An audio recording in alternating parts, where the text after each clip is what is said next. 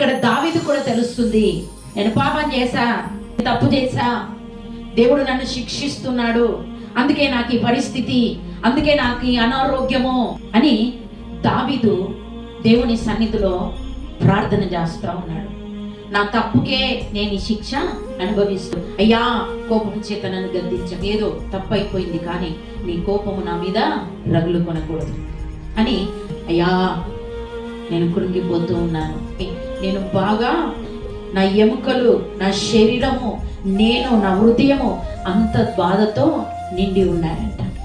అయ్యా ఎందాక నన్ను కరుణించుకో ఉండు. ప్రతి ఒక్కరు అంటారన్నమాట, దయచేసి నన్ను కరుణించుము, నీ కృప చొప్పున నన్ను రక్షించుము.